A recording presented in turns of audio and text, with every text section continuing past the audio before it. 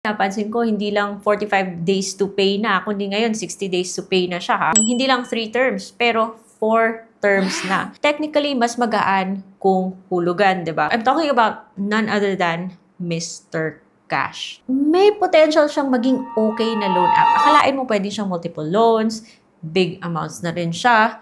Kailangan pa rin natin i-call out yung other things about Mr. Cash. Hoping na ibahin niya to. So, in this video, pag-usapan natin si Mr. Cash. At kung hindi nyo pa siya kilala, then mas mabuti pang panoorin nyo na lang yung video na to.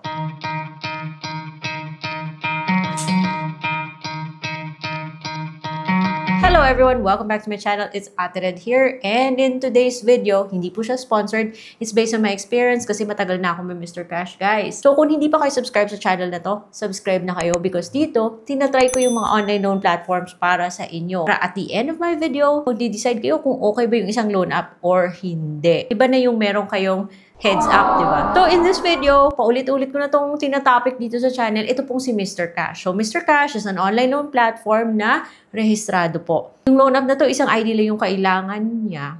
At hindi mo kailangan magsabit ng payslip. It's entirely optional. First loan mo, 0% interest, pero kakaltas po siya. Just a heads up. Now, kapag 6,000 and up ka na, pwede na siyang installments, guys. Ngayon, napansin ko na 60 days to pay na siya, which means 4 terms na. Magbabayad ka every 15 days. That is why, pag-usapan natin si Mr. Cash ulit sa this video kasi tingnan natin if it's really worth it or not. As mentioned kanina, isang ID lang yung kailangan. So, the list of IDs are here. Ayan, titigan nyo nung mabuti, guys. Pag-isipan nyo kung worth it ba talagang mag-donate kayo ng ganyang mga information sa kanya. And by the way, dito sa kay Mr. Cash, kailangan ka pong mag-provide ng 5 emergency contacts. So, piliin nyo na mabuti kung sino ilalagay nyo dyan as emergency contacts because sure na sure talaga ako, guys, na observe ko to kasi ako, ginawa rin akong contact kaya natawagan na rin ako. Sure na kung hindi kayo makabayad kay Mr. Cash at hindi kayo sumasagot. So, hindi naman siya talagang nambabastos kung what. Pero yun lang, follow-up lang siya ng follow-up. At hindi kayo sumagot. Kung sino man nilagay nyo dito, tatawagan nyo talaga yun. Medyo rude sila kapag tumatawag sila ng reference. Kasi parang igigiit nila na ikaw na reference lang, wala kang kinalaman sa utang ng tao na yun, para ikaw po yung may kasalanan. So, take note ang may ganun talaga silang agent. Based on experience yan. Anyways, kung makakabayad ka lang naman, so, dito na ka na magde-decide sa mga next kong screenshots, doon ka na mag-i-evaluate. Doon mo pag-iisipan kung uutangan mo pa ba to o hindi. Or by the way, bago tayo mapunta pala doon, itong si Mr. Cash nag-offer na siya ng multiple loans, pero dapat good payer ka. And there's a risk na pwede kang ma-reject on your next loan kasi medyo strict si Mr. Cash sa evaluation niya. For example, masyado kang maaga nagbayad, baka ma-reject ka. Or masyadong maraming ola yung nasa cellphone mo, baka ma-reject ka rin. Medyo maselan din tong loan app na to. Eh di sana kung ganun siya maselan, eh di sana bawas-bawasan niya rin yung kanyang kakulitan. Papalapit na yung due date mo, siguro say 3 days before your due date, magte-text siya. Bait-baitan siya. And then, dahan-dahan siya magiging makulit. And on the day, and the day before your due date, ayan na, tawag na siya ng tawag. Kaya ayoko na sana umutan dito kay Mr. Cash. Pero na-notice ko kasi na 60 days to pay na siya. So sabi ko, ano pa ba yung nagbago dito? So ayun, napasilip ako sa loan app, guys. Ayan, lumabas na 30,800 na yung aking credit limit. Papacheck niya sa inyo yung personal info mo bago ka makapag-continue. And kung walang changes, just click save and continue. Except for yung ID mo. Kung kailangan mo yung i-change, kailangan mo mag-contact ng customer service, ang OA. So yun, pag save mo yung continue, makikita mo yung limit na pwede ka.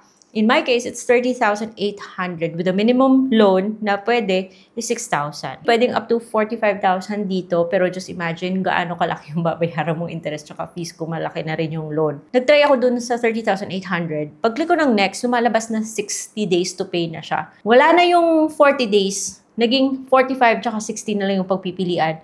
And eventually, siguro mag-offer na rin tong 90 days. Unti-unti kong pinababa yung loan amount to check till which amount yung offer niyang 60 days. So, na-notice ko na kahit na 7,000, andun pa rin yung 60 days na offer. Pero pag nasa 6,000 ka na lang, 45 days na lang, mag-grade out na yung 60 days. So, ganun yung drama niya ngayon. Kala ko nagbago yung kanyang service fee, tapos yung kanyang interest, 0.25% per day pa rin. Yung kanyang service fee is 13%. For the 45 days na loan, so yung 6,000 yan, babawasan niya ng 780. So yung matatanggap mo na lang is 5,220. You end up paying 6,675 in that 45-day period. So, nagiging magaan siya kasi every 15 days magbabayad ka ng 2,225. Pikit mata ka na lang talaga sa interest kung wala ka na talagang mapuntahan. Pero kung may option ka, pag-isipan nyo ng mabuti bago kayo mag-loan dito kay Mr. Cash. Doon naman sa 30,800, just imagine. Bumaba nga yung service fee niya. Naging 9%. Oh, doon tayo sa 60 days. Oh, bumaba yung kanyang service fee, naging 9%, pero that's 2,772. Yun yung ikakaltas niya.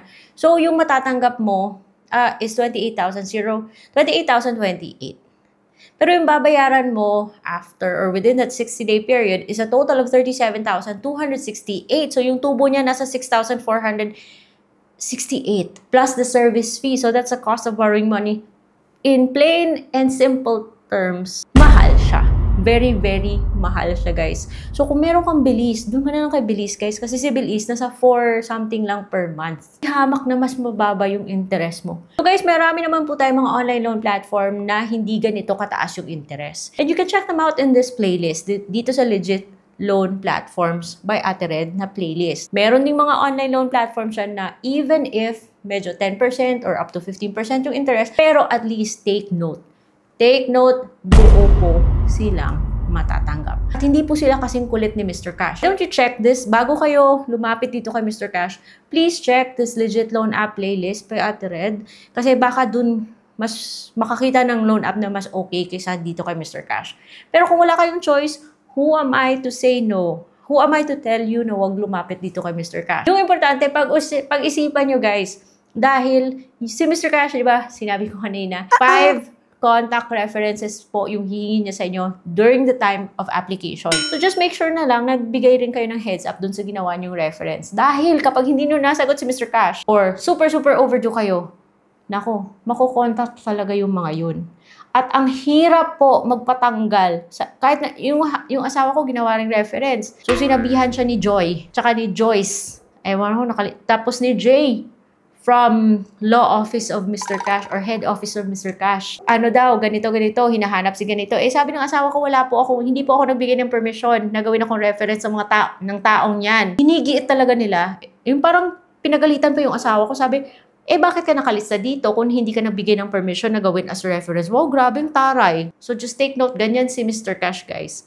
That is why, parang ayaw ko na dito kay Mr. Cash. Pero since nagre-review po tayo ng mga online loan platforms dito sa channel na to, you need to know these things para makapag-decide kayo kung uutang pa kayo dito o hindi. Kasi hindi po biro yung pag-uutang. Because itong si Mr. Cash, the last time I checked, it's also a submitting entity sa CIC. And kung hindi ka makabayad, maaaring maapektuhan yung inyong credit standing or credit history. Well, sa buhay ng tao, nangyayari naman talaga na minsan hindi nakakabayad, nagiging maapektuhan negatively yung credit history na naaayos naman yan. Nare-repair naman yan in time. Pero yun nga, matagal. Kaya, make it right the first time. Pag-isipan ng mabuti yung mga utang-utang na yan kasi ang hirap po mag-repair kapag naapektuhan na siya. So, please be careful lang talaga. So, hindi naman natin sinasabing wag umutang, cash ng lahat, kasi hindi naman perfecto yung buhay ng tao. Yun lang, dapat intindihin lang natin yung ating mga pinapasukan, yung mga consequence, at kung anong pwede nating gawin. For now, that's all for today's video. I will see you on my next vlog.